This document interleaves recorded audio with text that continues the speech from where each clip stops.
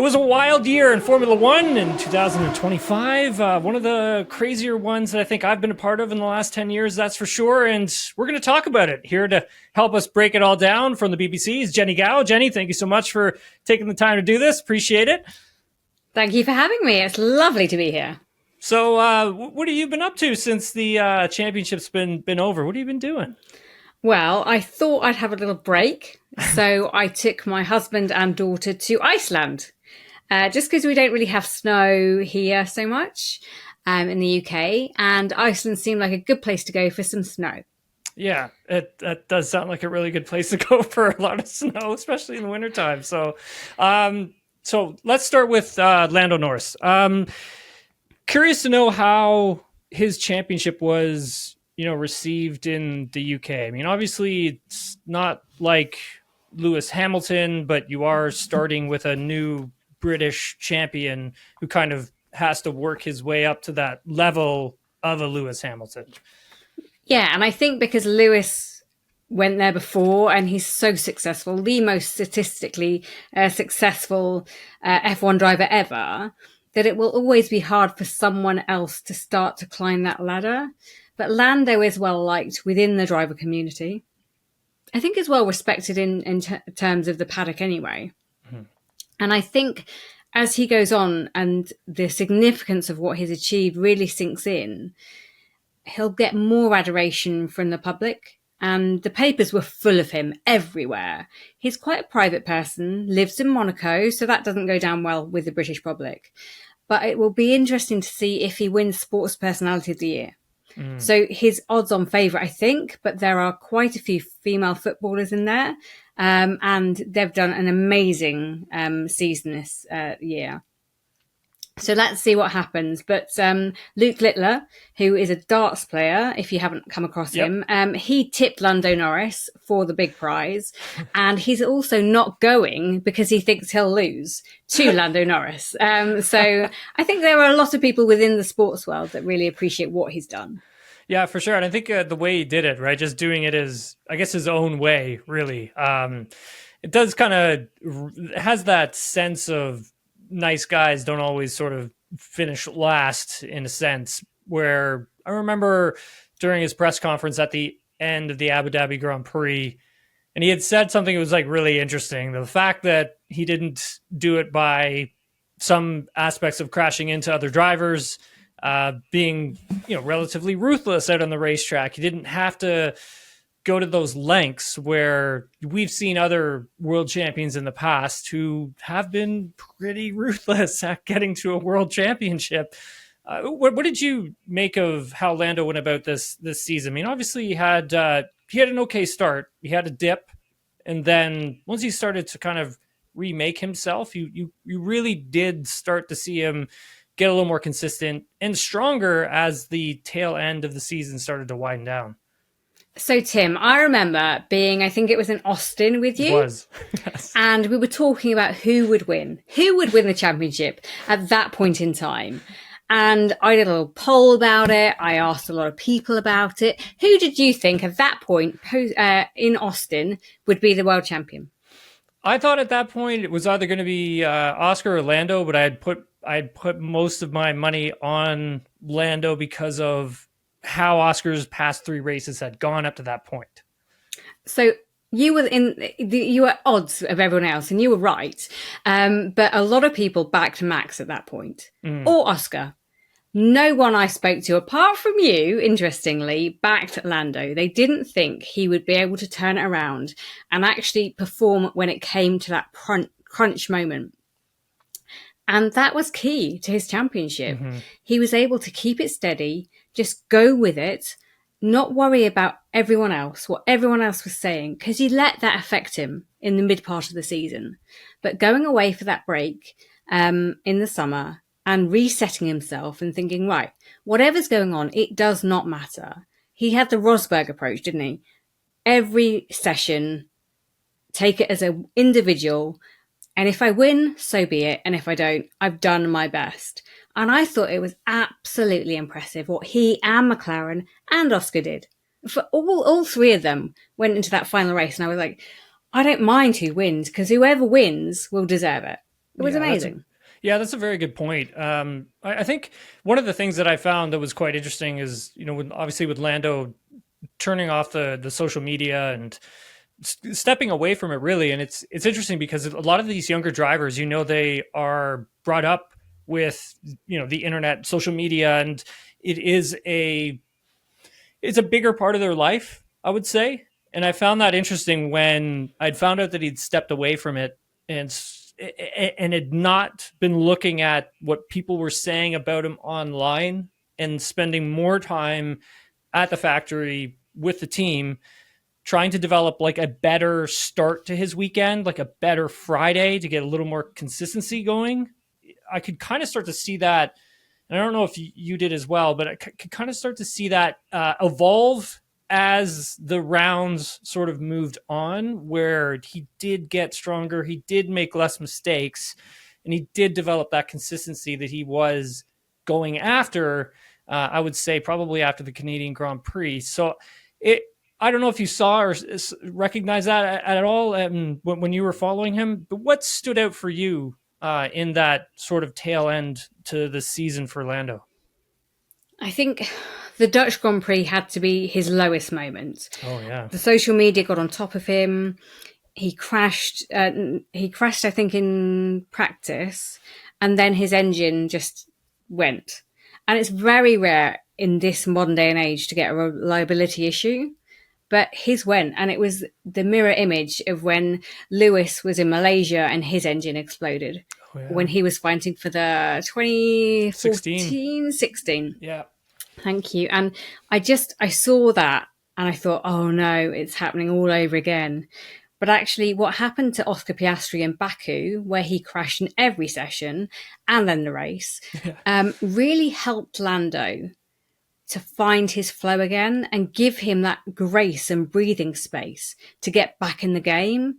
And that's the point that Oscar started to tail off.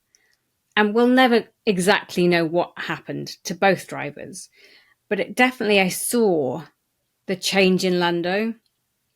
And then he went on and he was winning and being second. And he just brought himself back into the mix with such an impressive trait. I can't put a finger on exactly what happened, but going through Mexico, perfect weekend. Then he got to Brazil. Once again, he managed to get a perfect weekend out of that. Disqualified in Vegas, which was so unfortunate for him and the team. Otherwise, he would have been easily taking that victory in Qatar and nailing the championship. He had to go down to the wire. It had to be in Abu Dhabi. And it's just a quality that he has, that in that moment he was able to do enough to bring that championship home. When you look at his teammate Oscar Piastri, I found that Oscar he's very fascinating. I mean, coming into this third season of F1 for himself, I wasn't too sure what to expect, but I think it was by the time we arrived in China, and I remember China for him in 2024 was a bit of an issue. It was a track that he actually really struggled at. And seeing how well he did in China and then finding out how much work he actually had put in to a lot of the tracks that he struggled at throughout the season in 2024, then I kind of understood, okay, this guy is legit. He's for real. And Lando's going to have his hands full with this guy. What do you make of Oscar Piastri? Do you think he's a future world champion? Absolutely. If he can, whatever he lost this season, if he can find a way of holding on to his absolute class best, he will go on and be a future world champion. I've no doubt about that. He's young enough. He'll outrace Max Verstappen. He'll probably outrace Lando as well. At 24, he's got time on his side. And he's managed by a tremendous team with Mark Webber, obviously, at the forefront of that. And he knows a thing or two about racing. He knows about losing. He knows about team structures. And he knows about how to get the best out of his driver. And I think this year will be a class of the formative year. And he'll go on and he'll learn so much from that failure. Mm-hmm. As most people do. You learn so much about yourself and the people around you from when you fall. and he'll come back stronger. Yeah, I think so too. I mean, that's one of the things that Zach and Andrea have always said about Oscar, especially I would say this year in particular. I remember hearing Andrea in Mexico kept saying like, "Oh, he's going to learn from this. He's going to come back. He's going to be better." He must have did 3 media conferences where he said that every single time he was in there. But you know what? I believed him because I think when it came to the tracks that didn't have a lot of grip on them, let's say Azerbaijan, Mexico for sure, Singapore, he struggled with that. Like he struggled with that confidence in the car and feeling at ease with it and feeling the car being predictable, where Lando was already so good at it. And I think that was also one of those things that Oscar really needed to learn and come to grips with a little bit faster. And I think that is something, but I think that's something he's really going to have to work on in the off season, because I think with this new generation of car, and something we can talk about later, but I think these cars aren't going to have a lot of downforce on them, and these guys are going to be sliding around a lot more. And so I think if that's something that he can actually work on and come to grips with, I mean, I do feel that Piastri could be a world champion. As for McLaren, back-to-back constructors champion, Jenny, this is a team you've covered for a very long time, and you know them inside and out. And I would say that as a team, since they brought Andrea Stella over, they have been bulletproof. I don't know what you make of McLaren and in these back-to-back constructors titles, but they've been unbelievable. I've been totally impressed by the management structure and what they've been able to do with their incredibly talented workforce. And that's not just the drivers, but everyone that goes into the MTC, that works on that car, that works on the engine, that brings it all together and brings it alive. And I've known Zach for years. I knew him before he entered McLaren. Mm-hmm. And he was always very driven, very passionate, really smart, and probably one of the best marketeers I've ever met. And I didn't quite know how it would work for him changing to be the CEO of McLaren, because that's a massive jump. Mm-hmm. But actually in finding first his rhythm with the team, and then inserting Andrea was just, I mean, it's really worked for the team, because Zach knows his place and points, and so does Andrea. And together they are united in this very revolutionary approach to going racing. It's not all out war. When I spoke to Andrea at the beginning of the season, he said, we know if we're successful, one person will win and one person will lose. And as a team, we have to make that work for everybody. And their way of going racing is fascinating, because no one has ever been able to successfully do it. And I take my hat off to them. Yeah, I agree. I honestly didn't think it was going to work. Papaya rules. I mean, I was like, forget about it. There's no way. We came to Canada and thought, oh, it's off. Yeah. It's all your fault. They crashed into each other, and I was like, oh, there we go. Racing rules are out the window now. But it was funny, interesting point. Like, so I was in the media pen doing some work for TSN, and the two of them had crashed. And Oscar came in to do his interviews, and he came up to us, and I was talking to him, and then all of a sudden Lando came around and grabbed him and like shook his, I was like telling the camera guy, here we go. and Oscar and Lando actually shook hands, and Lando's like, I'm really sorry. That was my fault. He's like, it was an idiot move kind of thing, and I don't know what I was doing. And he really very apologetic to Piastri. And that's when I was kind of like, wow, these two guys have a lot of respect for each other. Again, though, when you're fighting for a driver's title, I know I'm always used to it being, pretty ruthless between the two teammates. And like you said, I've never really seen a driver's title being won this way. And I'm really fascinated to see if they can keep that going for next season, if McLaren has a strong car for next year. I mean, what do you think? Do you think this is something that they can keep going? Look, I didn't think they'd be able to keep going this season. Yeah, I don't think anyone did. they pulled it off. And as everyone I've spoken to at McLaren, including the drivers, have said, we went racing the way we wanted to, and we won the championship. So can they do it again? Yeah, I think they can. I think that there is, as you say, respect and honesty and a realistic approach to how they're feeling and how they're going to feel. And if they can just keep on doing that and keep on addressing it, yes, there'll be a time when Oscar probably walks away if he doesn't win, because he'll want somewhere else. He'll want to go somewhere else that can offer him something slightly different. But let's say Oscar wins at the end of next year, then they're level playing field again, and they keep on going and keep on going. They just need to have the car that can beat Max and everyone else. I want to talk about Ferrari, because for me, they were obviously a big talking point for 2025. I'll start with John Elkins' comments that he had made about both the drivers. It was essentially one of those, shut up and drive sort of comments that was really out of left field, and I don't think it was really appreciated by either the drivers nor Frederick Vasseur, team principal of Ferrari.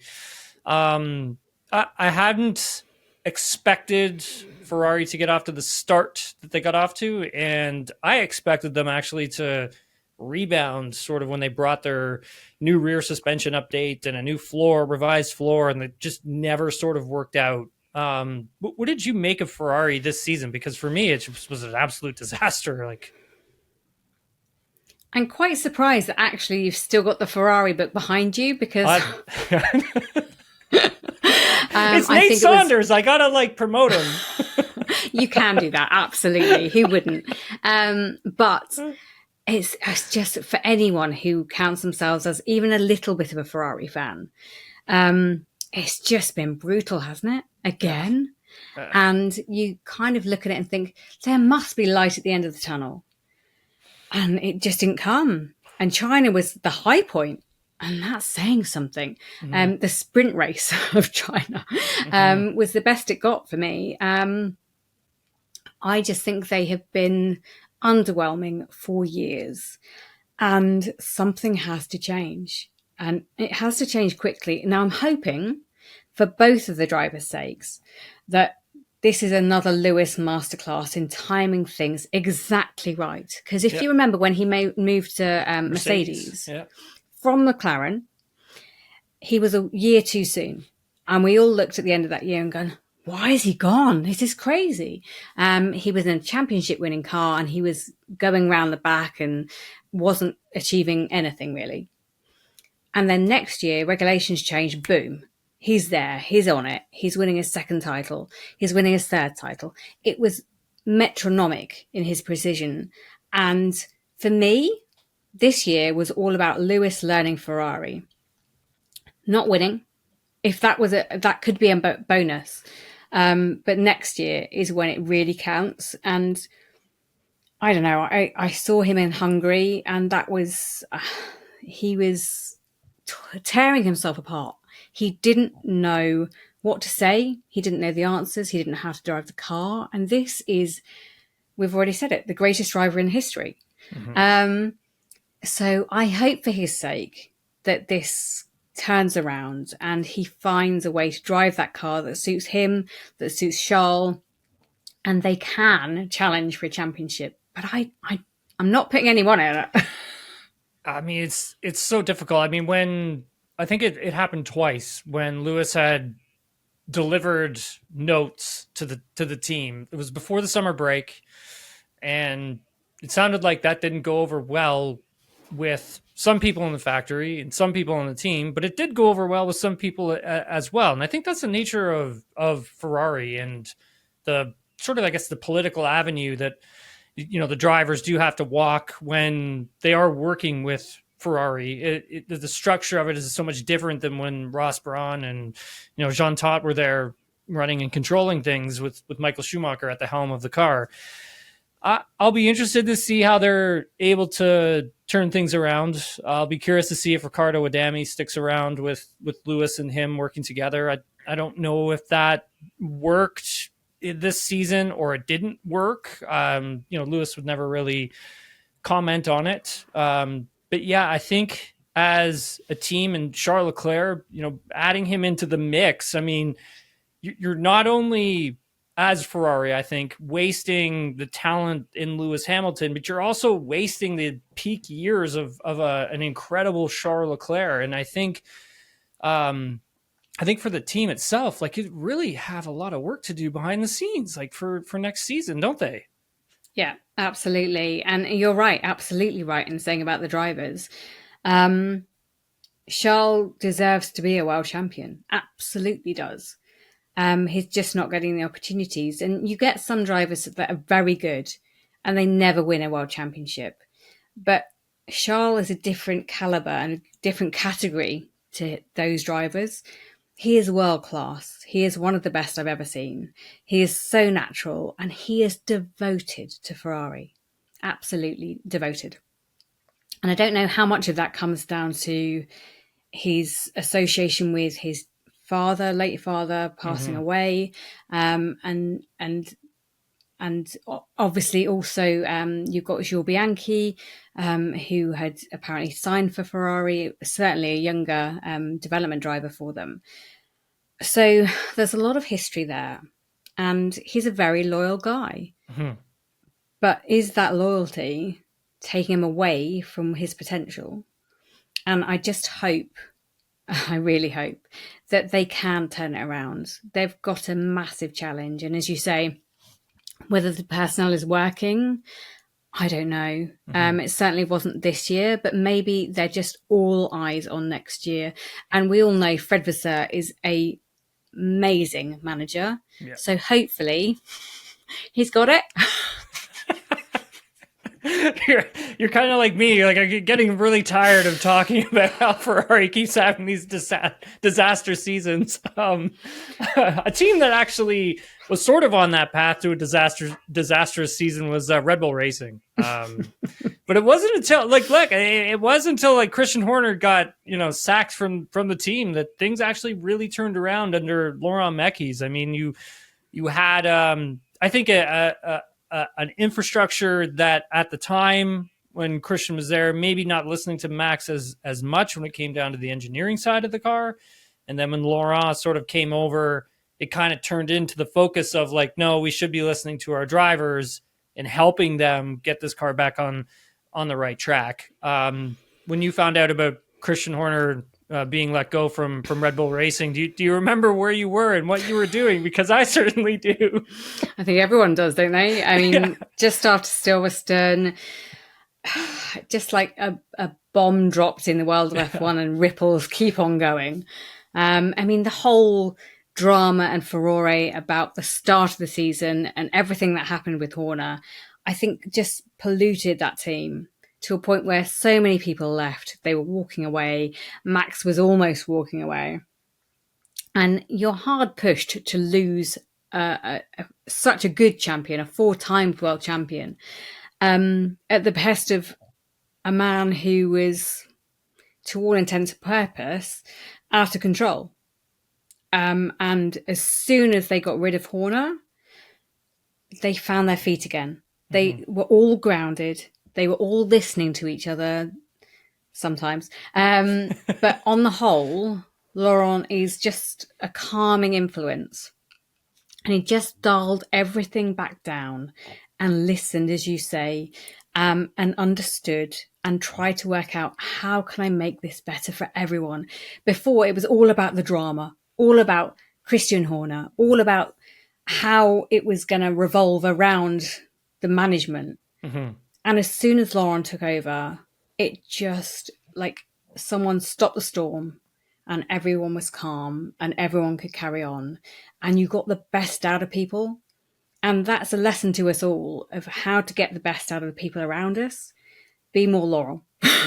Yeah, 100%. I mean, just that team as a whole, when I would say the last 3 months being around them a lot more, you can tell the difference even with the team chemistry, team harmony. Like everything doesn't seem as disjointed. It's like you had said, there's not as much dramatics happening around the team, inside the team, etc. Everything does seem a lot calmer. I'll be interested to see how they're able to transfer that into next season. I mean, obviously with this past season, I question whether or not they should have kept developing the car as they did, or if they should have started switching the taps off from the development a little sooner to focus more on 2026. But I guess that remains to be seen how that's going to affect them, and could be one of their key stories for next season. But for the sister team, Racing Bulls, with Liam Lawson and obviously Isaac Hajar, and you also have Yuki Tsunoda at one point in the mix there as well, and then getting promoted up into the big seat. It is something that Yuki wanted, right? Like, this is something that he wanted to do. He did want to go to the big seat and compete with Max. When I look back at it, though, Jenny, I kind of think that may have been the sort of that it for him, right? Like, that would have been the end. That was the ending for Yuki in that respect. I think Yuki was always going to struggle. Unless he absolutely blew Max away, which was realistically never going to happen. He was always going to be looking to be out the sport at the end of this year, just because of his contract, the Honda tie-ins, all of that stuff. So it was a case of now or never. Do you take the seat and at least you've tried, or do you stick with what you've got and never know if you had an amazing time with that new team? So I think he wanted to prove to himself and to us and to all the fans that he could get into that car and be as good as Max, because everyone wants to do that. Literally everyone wants to be in the same car as Max Verstappen and prove to everyone else that they are as good or better. So you can't turn that down. You just can't. Yeah, that's true. And knowing that this was his last year in F1 potentially, he had to go for it. And let's face the facts, the management at Red Bull wanted him to go, so he went. And you can't argue with them. If you do, you find yourself in trouble. Yeah, you're out. So I do feel for him.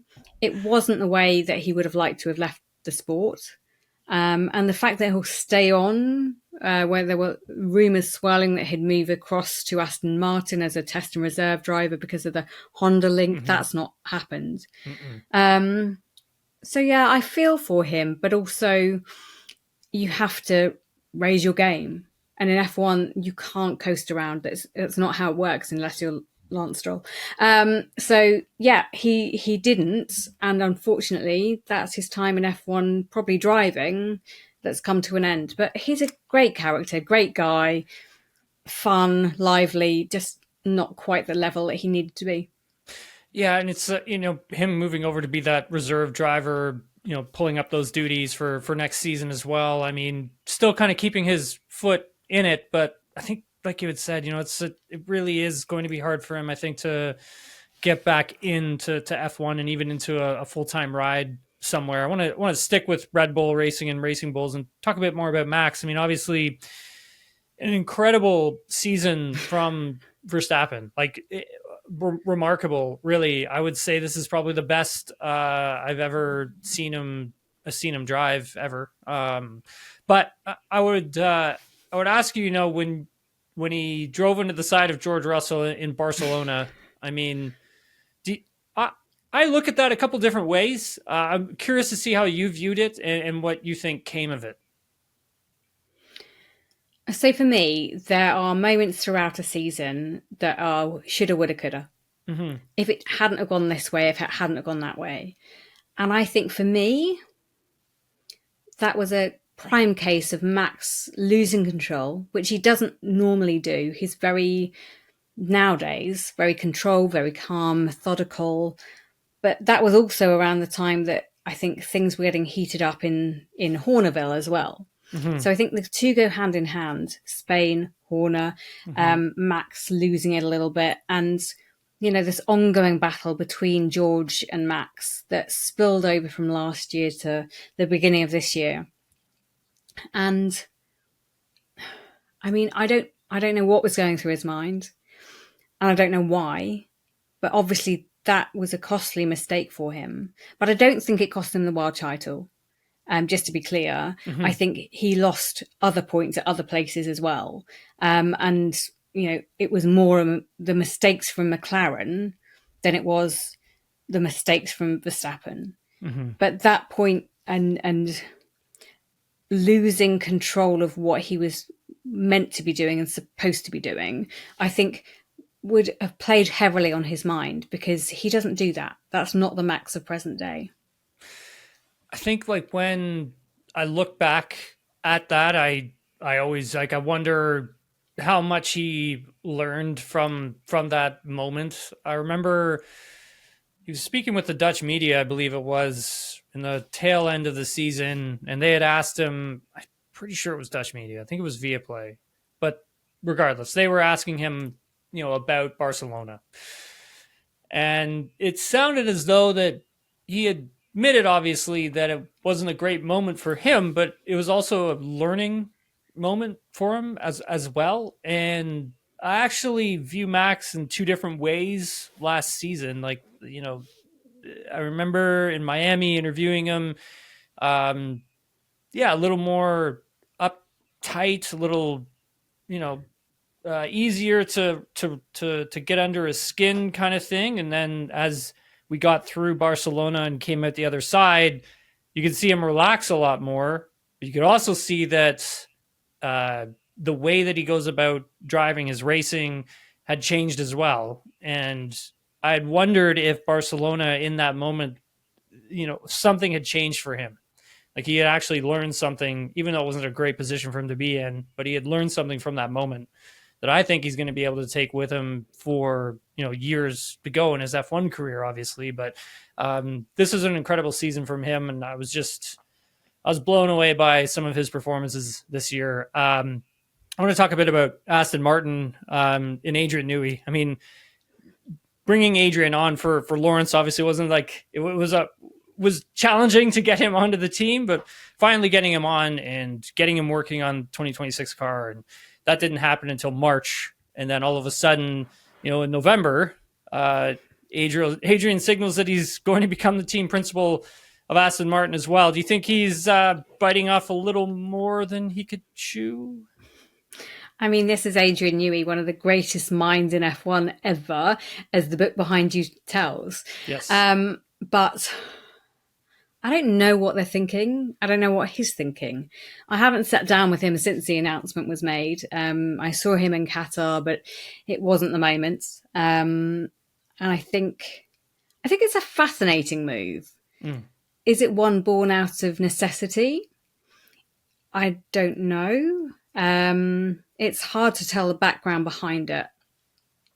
Lawrence Stroll is obviously a very rich man and a very powerful man, and could probably get in almost anyone he wanted, apart from a couple of people. Mm. And I just don't know. That's the honest truth. Mm-hmm. Moving Andy Cowell to the side, I did a really nice interview with him in Singapore. And it was fascinating talking to him, learning more about him, explaining to our listeners and viewers how he came to be in that position in the first place. For that to last such a small amount of time, and then for someone like Newey to come in that role, it just seems like we're trying to connect the dots and they're not all there. So I wonder exactly what has happened, mm-hmm. What the fallout will be, and if this is a long-term plan for Newey, because I don't think anyone saw it coming. Mm-hmm. Yeah, I'll be curious to see if it's long-term as well. It's a good point that you make, because I kind of feel that it can't, like, I can't say it can't be, but I just feel that it's not, only because, Adrian's not getting any younger. And at the same time, traveling the world for 24 Grand Prix, which a team principal usually has to do, can take a lot out of you. So I'll be curious to see if this is just sort of not a stopgap, but Adrian is sort of there to fill in until they find someone who they feel can be team principal material. It kind of is interesting at the same time when you look at all the other team principals that have been starting to come online for these teams. I mean, you look at Laurent Mekies, he's an engineer. You look at James Valls, also engineer. You look at Andrea Stella, engineer, and you can see where I'm going with all this. So I kind of wonder if they're waiting out to see what other engineers could be molded into a team principal position. And I'll be curious to see if he can do two things at once, right? Like work on this 2026 car and be the team principal of Aston Martin as well. Really fascinated to see how Aston Martin's season goes. I mean, next year. I mean, yeah, like obviously, like for myself, it's a big story. Obviously, Canadian owner, Canadian driver, so it'd be exciting to see what they can do. But yeah, just really fascinated to watch their journey now, partnering with Honda as well. I want to talk a bit about the rookies because I feel that they didn't get a lot of notoriety throughout the season. Like there were some very great rookie performances. I mean, Isaac Hajar at the Dutch Grand Prix stands out to me. Kimi Antonelli podium, his first podium in Canada, also stood out to me as well. And Gabriel Bortoleto, also really remarkable job from him. What did you make of the rookies this season? Because I feel like we're not getting typical F1 rookies anymore. We're actually getting F1 rookies that are really stepping up to the plate here and performing well. I was totally blown away by the performance of the rookies. Ollie Behrman was outstanding towards the end of the season. He learned so much throughout this season. And I thought all of the drivers did.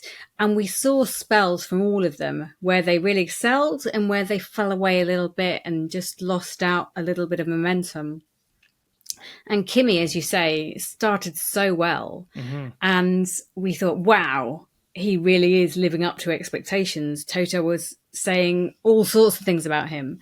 And filling the boots of Lewis Hamilton isn't an easy task, especially for someone so young. But I thought they all did such a good job and they learned so much, and all of them deserve to be back next season. All of them are coming back next season. But it was fascinating to watch. The only slight misdemeanor in that is Jack Doohan, who came in and was, shafted. Am I allowed to say that? Yeah. He was given the boot so quickly. It wasn't fair. They shouldn't have signed him if they were already thinking that they wanted to replace him at the start of the season. And I think it's destroyed his confidence. So people are saying about how many times he's crashed down in Japan testing the super formula down there. Oh, yeah. Well, no wonder. He had absolutely the floor taken away from him. He's spent this whole life devoted to being an F1 driver. And he got the opportunity and then they just went, sorry, not anymore. So I really feel for him. And Franco Colapinto going in there, he did just about enough, but I don't think he did any better than Jack. So for me, they treated him really badly. And I think teams have to take a look at themselves and honour their team and how they treat rookies coming in. And yes, Red Bull are extreme and they have lots of rookies and lots of rookies are burnt out because of Red Bull. But I think now they are treating them a bit better and a bit kinder. And I think someone like Alpine need to look at that and say, how do we want to be seen by young people who aspire to be these people? They're never going to be an F1 driver, but they are where the money is in the future. And from doing that, I think Alpine have lost out a lot. Yeah, I same as you when it came to Jack. I mean, I felt that he deserved much longer in that seat before being let go. I mean, you can't really, I find anyways, you can't really look at what your rookie is, what your rookie could be until you've given them at least 2 seasons, if not maybe even 3 with this new era of Formula One. And for Jack, just getting like whatever it was, 6-7 races under his belt and then shown the door, and basically they trot him around the paddock sometimes, and they're like, hey, we have Jack Doohan available for an interview. And it's like, well, he should be in the race car, right? Like like we want to see him back in an F1 car. At least I do anyways. The Super Formula stuff I found interesting. Like, how do you go from the F1 all the way down into Super Formula? And well, I shouldn't say all the way down, but down into Super Formula. And then obviously, having the 3 crashes that he had, same corner. I felt really bad for him when I saw those videos. But I'll be curious to see if he makes his way back into F1, what that looks like, because he I've heard some stuff with him and maybe Toyota reserve driver stuff with Haas. That's all rumors. But it'll be fascinating to see if he can fight his way back in there and get some more time in an F1 car, because I really do feel he deserves a shot, a proper shot. I want to talk a little bit about Sauber, obviously forming into Audi. Jonathan Wheatley coming over, doing such a great job, and Matteo Binotto as well. I think those two don't get enough credit for sort of what they've done down at Sauber this past season. What did you make of their season? And, how difficult do you think this is going to be for them to turn this operation into a full-on Audi project for next season? I mean, it's a massive challenge. Quite how they're going to do it, I don't know. They're changing everything. Mm-hmm. So even as much as hospitality, motorhome, it's all got to be scaled up. It's no longer Sauber. It's no longer good enough to be Sauber. They have to come in all guns blazing and be Audi F1. So they've got some really good people in there. They've hired very well, but it's still going to be a massive jump. And I really enjoyed watching them progress this year. Bortoletto, first 5 races, I was like, nah, he's not got it. I don't really see it. Mm-hmm. Certainly don't see what Fernando Alonso's doing with him in his stable.